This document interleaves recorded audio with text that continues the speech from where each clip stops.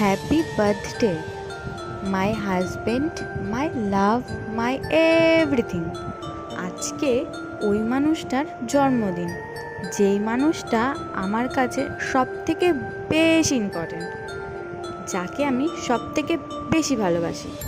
আজকে সেই মানুষটার স্পেশাল ডে, যা আমার কাছে সবথেকে বেশি দামি এই দিনটা।